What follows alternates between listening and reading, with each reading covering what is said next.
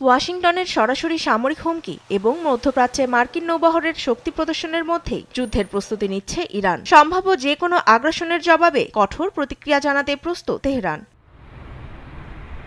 ইরানের পররাষ্ট্র মন্ত্রণালয়ের মুখপাত্র ইসমাইল বাঘাই জানান, শুক্রবার তুরস্ক সফরে যাচ্ছেন পররাষ্ট্রমন্ত্রী আব্বাস আরাকচি, যেখানে শীর্ষ নেতাদের সঙ্গে বৈঠক করবেন তিনি। পারস্পরিক স্বার্থের ভিত্তিতে প্রতিবেশী দেশগুলোর সঙ্গে সম্পর্ক জোরদার করাই এ সফরের মূল লক্ষ্য বলেও উল্লেখ করেন তিনি।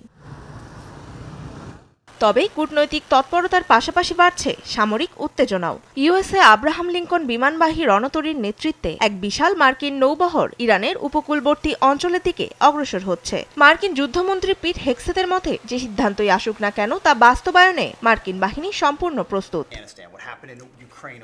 দেশ আমাদের কাছে যা চায় আমরা তাই দিতে চেষ্টা করব। প্রেসিডেন্ট ট্রাম্প যুদ্ধ বিভাগের কাছে যা আশা করেন তা পূরণ করতে আমরা প্রস্তুত আছি।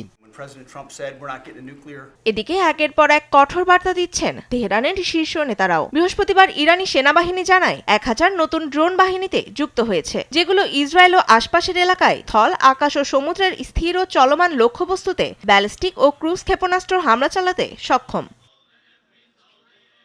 এ পরিস্থিতিতে যুক্তরাষ্ট্র কঠোর এক সংবাদ সম্মেলনে ট্রাম্প জানান, এখনো আলোচনার সময় আছে, তবে ইরানকে পারমাণবিক অস্ত্র তৈরি থেকে বিরত থাকতে হবে।